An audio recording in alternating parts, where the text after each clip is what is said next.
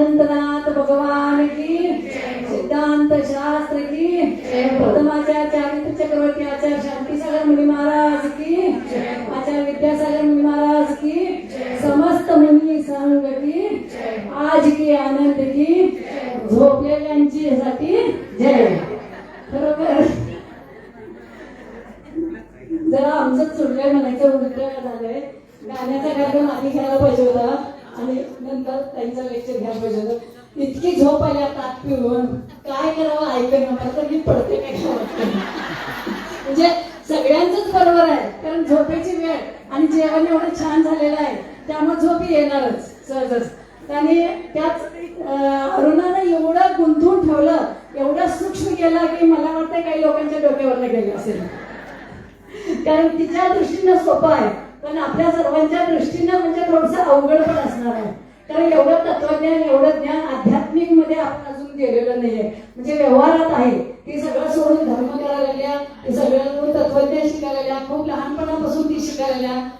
खरं म्हणजे गुरुच तसे होते मला ते मुलाभट्टी का त्यांची ती भाची आहे त्यामुळे ते गुरुच तसे असल्यामुळं तिला लहानपणापासूनच करून म्हणतात ना तसं तिला धर्माचं ज्ञान मिळालेलं आहे आणि ती संयमी असल्यामुळे ती खरोखर खूप चांगल्या झाल्या.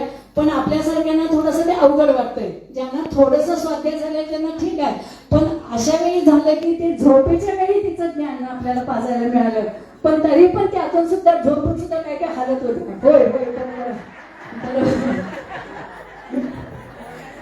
नैसर्गिक आहे होय की नाही नैसर्गिक आहे खरं म्हणजे जेवल्यानंतर ताक एवढं ताक पाजवल्यानंतर मनीषा ताक पाजवली म्हणून सगळं झोप त्यात हॉल एसी मिळाला झोप येणार आहे की नाही. हसण्याचा वर्ग आहे पण थोडीशी झोप पण जायला पाहिजे. जिंपाला मला म्हणाले ताई गाण्याचा नवा कार्यक्रम जिंपा नाही म्हटलं हा जिंपला म्हणजे याच्यानंतर जिंपाचा कार्यक्रम आहे पण खूप छान आहे. सरकारच्या हॉल भरलेला बघून खूप समाधान वाटलं. मध्ये थोडंसं रेंगाळलं होतं आमचं महिला मंडळ पण त्यात आता अर्चना आणि बाकीचे पदाधिकारी सगळे जरा उत्साही असल्यामुळं खूप छान चालू आहे असं वाटतंय. कारण मला आमचं पहिलं 1990चं शिबिर आठवलं ज्यावेळी महिला मंडळाची स्थापना झाली त्या वेळेपासून हे नेतृत्व प्रशिक्षण शिबिर चालू आहे वीर महिला मंडळाचं आणि वीर सेवा दलाचं पण. वीर सेवा दलाचं 47 वर्ष झाली आता तेव्हापासून त्यांचं शिबिर चालू आहे आणि आमचं 37वं हे शिबिर चालू आहे. खरं खरं ह्या बोर्डिंगचं जेवढं आभार मानायला पाहिजे तेवढं थोडं आहे कारण एवढ्या वर्षापासून हे बोर्डिंग वीर सेवा दल वीर महिला मंडळाला मदत करत असते सहकार्य करत असते राहणं जाणं जेवण खाणं सगळं करते पण त्याला आपण जसं प्रतिसाद दिलं तर ते खूप चांगलं करतात. तर बघा विचार करा एवढ्या महिलांचं जेवणाचं एवढ्या आता 5 दिवस मुलांचं महिलांचा सुद्धा मी पूर्वी 3 दिवस घेत होतो पण आमच्या राहायला महिला जर येत नाही धारा काढायच्या आहेत. आमचं महिला मंडळ म्हणजे ग्रामीण भागातल्या उज्ज्वला त्यांनी सांगितल्याप्रमाणे धारा काढायच्या असतात घरी सासू सासरे असतात खेड्यातले शेतकरी वर्ग असतोय त्यामुळे काही अडचणी असतात पण येऊन जाऊन का होईना बऱ्याचशी संख्या असतेच. त्यामुळं खूप चांगलं तात्या पटणे बीबी परिषद पूर्वीचे जे पदाधिकारी इथे होते कांचन कोटी यांचे पाटील ज्यांनी वीर सेवा दलाची स्थापना केली ॲडव्होकेट वीर धनंजय गुंडे आणि यांचे पाटील तेव्हापासून ते ह्या बोर्डिंगनं सहकार्य करत असते. दावणगिरीच्या अधिवेशनामध्ये वीर सेवा दलाची स्थापना झाली आणि त्याच्यानंतर 1990ला कुंजवन येथे आम्ही वीर महिला मंडळाची स्थापना म्हणजे काय झालं सुरुवातीला असंच मेळावे घेत होतो म्हणजे उज्ज्वला ते आले होते ना त्या आम्ही वगैरे असं प्रत्येक गावोगावी जाऊन मेळावे घेत होतो. असं करत करत निराचार बाबासाहेब पुस्तके काय म्हणाले असं तुम्ही किती दिवस मेळावे घेत फिरणार किंवा असं तुम्हाला कोण वाली आहे का किंवा तुमचं असं संघटना कशी होणार तर तुम्ही वीर सेवा दलाला जोडा आणि वीर सेवा दला अंतर्गत तुम्ही काम करा. मग आम्ही 1990 ते 95 सालापर्यंत वीर सेवा दल अंतर्गत काम केलं त्यांच्या मार्गदर्शनानं किंवा वीर सेवा दलाच्या मिटिंगला जाणं त्यांनी आम्हाला मार्गदर्शन करणे सुरुवातीला काही माहितीच नव्हतं सोडा पण तसं करत करत आम्ही 5 वर्ष त्यांच्या सानिध्यात काम केल्यानंतर आमचं ऑडिट होत नव्हतं. कसं असतंय जमा खर्च महत्वाचा असतोय कणा असतोय कुठल्याही संस्थेचा घराचा असू दे कुठल्याही याचा असू दे जमा खर्च हा एक संस्थेचा कणा असतो मग आमचं ऑडिट होत नव्हतं, कारण दक्षिण भारत जैन सभेनंतर वीर शहर, त्याच्यानंतर वीर महिला मंडळ, एवढे लांबपर्यंत ऑडिट करत नव्हते. म्हणून आम्ही इंचरवेच्या अधिवेशनामध्ये दक्षिण भारत जैन सभेबद्दल भांडण काढून हे करून नाना तऱ्हा करून आम्ही दक्षिण भारत जैन सभेची शाखा म्हणून मान्यता करून घेतली 1995 सालला. त्यावेळी सुद्धा खरं म्हणजे आम्हाला देत नव्हते मान्यता देत नव्हते. आवाडे दादा म्हणाले तुमच्या किती महिला येतात की नाही ते बघून आम्ही ठरवणार तुम्हाला शाखा द्यायची की नाही ते. मग आता काय करायचं म्हटलं, आता कसं प्रचाराला फिरतात की इलेक्शनच्या, तसं आम्ही गाडी घेऊन प्रचाराला फिरत होतो, या अधिवेशनला म्हणून. म्हणजे एवढ्या आणि खरोखर इतका आशीर्वाद आहे. सगळ्या पदाधिकाऱ्यांनी आवाडे दादांच्या सकट आवाडे बँकेजवळ आमची रॅली बघायला आली होती. आम्ही एसटी स्टँडच्या त्या कार्यालयापासून रॅली काढली होती. ते आता काडगे म्हणे कागवाडे म्हणे तिथं अधिवेशन होतं, तर एवढे 5000 महिला आमच्या उपस्थित होत्या पहिल्या अधिवेशन. आणि त्यावेळी आमचं अधिवेशन व्हायच्या आधीच आम्हाला दक्षिण भारत जैन सभेची वीर महिला मंडळ शाखा म्हणून मान्यता दिली 1995. आणि तेव्हापासून हे आमचं रुटीन प्रमाणे सुरू झालं. त्याच्यानंतर पहिलं नेतृत्व प्रशिक्षण शिबिर घ्यायचं ठरलं. जे वीर शहरा अंतर्गत वीर शहराचे आम्हाला मदत करतच होते. असंच नियोजन केलं, सगळं केलं. उद्घाटनाला कोणाला बोलवायचं आता ठरवलं, इंदू ते आवडेनं बोलवणार का पहिलंच अधिवेशन आहे चांगल्याच्या हृदय म्हणून केलं. महिला कुठं आहे 13 महिला आणि इंदूबाई आवडेनं बोलवलं अधिवेशनला. आता काय करायचं, महिला झाल्या नाहीत. दादा तिथे खुर्ची काय तर करून आता ह्या चतुर्वेद भागमध्येच आम्ही घेतलं, उद्घाटन केलं, काय तर केलं. तर काय करायचं, महिलांना बाहेर काढणं म्हणजे 1990 सालला खरोखर कठीण होतं. तेव्हा महिला मिटिंगला जाणं, शिबिराला जाणं, मोर्चाला जाणं. पहिला अल्पसंख्याक मोर्चा आम्ही काढला इथं कलेक्टर ऑफिसमध्ये बोर्डिंग पासून तिथं. पण त्यावेळी पहिल्यांदा महिला बाहेर पडल्या रॅलीला, मोर्चाला जाणं. हे तेव्हा जर थोडंसं, आता काय नॉर्मल झाले, आपल्याला सगळ्या सुखसुविधा झाल्या, सगळ्या माहिती झाली, काय करायचं काय ते शिकलेले आहेत. आमच्या त्यावेळेच्या सगळ्या आज्या होत्या, म्हणजे वयस्कर पण होत्या आणि एवढ्या काही सुशिक्षित नव्हत्या, पण त्या सहकार्य खूप चांगलं करायच्या. मग आता काय करायचं म्हटलं आम्ही, आता पुढचं नेतृत्व शिक्षिकाला पण असं झालं काय करायचं. ह्याच्याबरोबर काय तर जरा संसार उपयोगी जर आम्ही त्यांना काय तर जरा जोड दिलं तर महिला येतील असं वाटतं मला.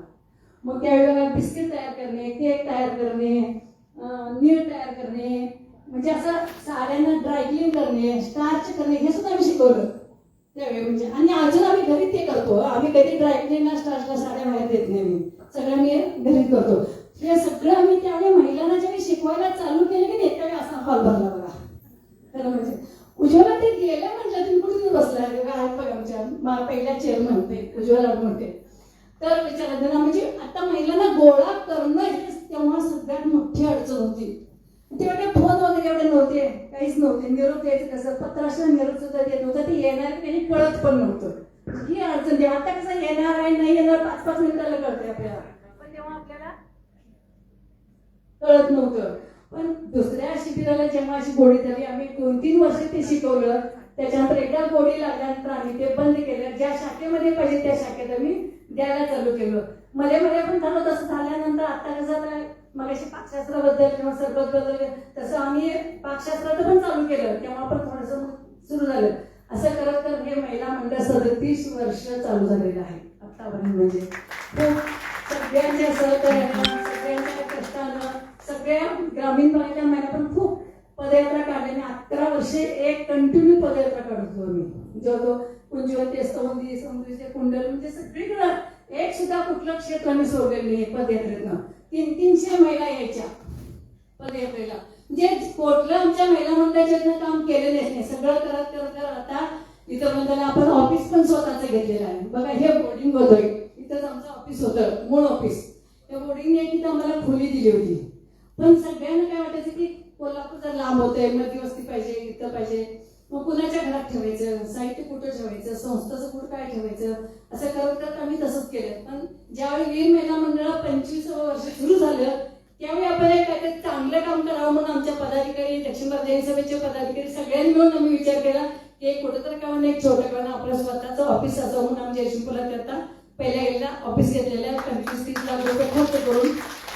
कोरोना त्यावेळी सुद्धा सगळ्या शाखेनं लोकांनी बघा पंचकल्याण पूजा असू दे, मूर्ती द्यायचं असते, पटदिशी पैसे देतात. पण ऑफिस घेणारा म्हटल्यानंतर आम्हाला कोण पैसे देणार. देऊ शकत नाही. पण आमचं काम बघून फोनवरती सुद्धा 50,000 रुपये ते देणगे दिले आम्हाला लोकांनी. का वीर महिला मंडळ हे चांगलं काम करतंय आणि हे व्यवस्थित जे आहे यांचं, म्हणून आम्हाला 30 लाखाच्या मी देणग्या असं गावातूनच सगळ्यांच्याकडनं गोळा करूनच आम्ही हे ऑफिस घेतलेलं आहे.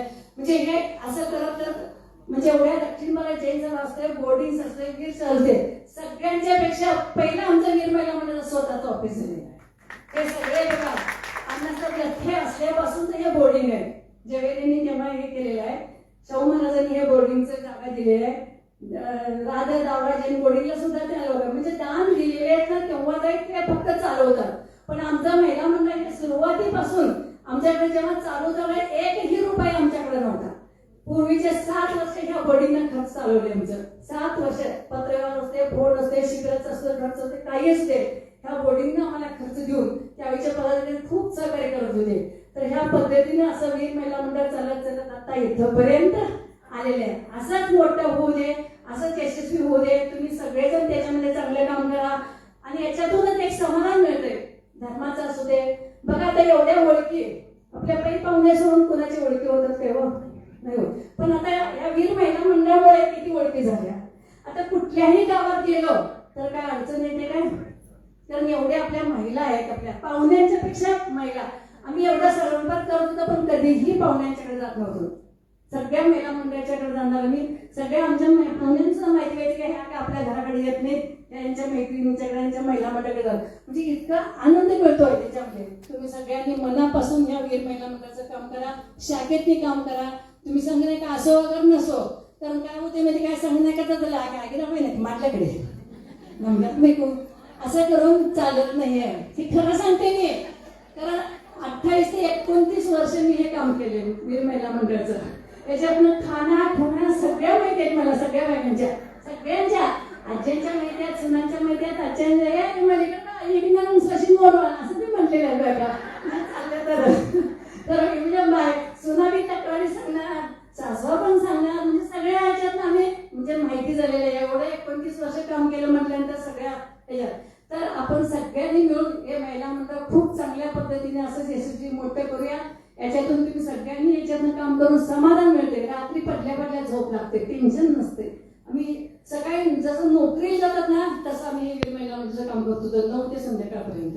म्हणजे त्यात एक आनंद, समाधान, धर्माचं असू दे, सामाजिक होते, कोणाला मदत करायचं असू दे, कोणाच्या अडचणी असतात, सगळ्या जर आपण एक करत गेलो ना तर त्यात एक त्याला काही पैसा लागत नाही. त्याला एक समाधान, आनंद वेगळाच मिळत असतो. तर तुम्ही त्या पद्धतीने तुमच्या गावापासून निदान गावात तरी आपण तसं एकजूट करून बघा. एक संघ झाल्याशिवाय आता आपल्याला पर्याय पण नाही आहे देशामध्ये. काय सांगा तुम्ही? सगळेजण आपापल्या करलेत. आमचं कोण आहे सांगा की तुम्ही?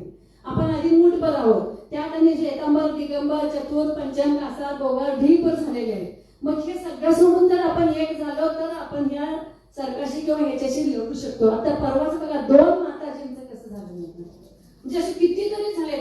परवा त्यांनी सांगितलं की 250 पर्यंत आमच्या त्यागींचे असं म्हणजे ऍक्सिडेंट मध्ये गेलेले आहेत. मग ह्याला आपण एक जर झालो नाही तर ह्याला कोण सहकार्य करणार, कोण पुढे जाणार सांगा. आपण एकमेकांच्या पाठीशी राहिल्याशिवाय केवढं लहान वय आहे त्या माताजींचं सांगा तुम्ही, किती छोटे आहे. मग आणि मुद्दाम होऊन केल्यासारखं दिसतंय ते. सीसी कॅमेऱ्यात सुद्धा बघा तुम्ही. काय त्याला काय टायर फुटलेलं नव्हतं किंवा काही नव्हतं. मग एवढं आपण आणि तरी सुद्धा आपण शांत आहोत का? संयम धारण करा. शांतीचा महाराजांनी सांगून गेले संयम धारण करा, संयम धारण करा, धुवू नका. पण किती पण संयम धारण करायचं ह्याला पण काय तर आपण कराय. कुणी मोर्चा काढलं पण 2 त्यागींचं माताजींचं ऍक्सिडेंट झालं. हे जर दुसऱ्या समाजात झालं असतं तर ग बसले असते का? कसं आता पुतळ्याला तरी काय केलं तर ग बसत नाही. आणि आमच्या तर जिवंत माताजी गेले तरी आम्ही शांतच आहे सांगा तुम्ही. गावागावातली तर आम्ही आवाज उठवलो, गावागावातली तर मोर्चा काढलो, गावागावातली तर कुणाला कलेक्टरना चावडीत कुठं निवेदन दिलं आपण त्याच्याबद्दल आम्हाला संरक्षण द्या म्हणून. का वरच्याच लोकांनी किती करायचं? आपण तळापासून उठल्याशिवाय पण काय होत नाही. वरचे देतात करतात ठीक आहे. तीर्थक्षेत्र कमिटी आहे, बाकीचे सगळे महासभा आहे, दक्षिण भारत जैन सभा आहे, पण त्यांच्या जीवावर आपण थांबायचं काय? त्यांनी तर कुठं पण करणार. आपण सगळेजण सहकार्य केलं तरच आपण या समाजामध्ये किंवा या देशामध्ये टिकू शकणार आहे. नाहीतर काही आपल्याकडं होणार नाही. म्हणून इथून पुढे त्यांना जागृत राहून आपण शहराच्या मध्ये काम करूया. तुम्ही सगळे आपल्या गावापासून सुरू करून अगदी छान पद्धतीने करा. एवढं मी तुम्हाला शुभेच्छा देते. थांबते. जय जिनेंद्र. उडत्या पाखरांना परतीची कमान असावी, नजरेत नेहमी नवी दिशा असावी. घरट्याचं काय ते केव्हाही बनता येईल. क्षितिजा पलीकडे झेप घेण्याची मनात जिद्द असावी. क्षितिजा पलीकडे झेप घेण्याची मनात जिद्द असावी. खूप छान ताई, खूप खूप आभार तुमचे.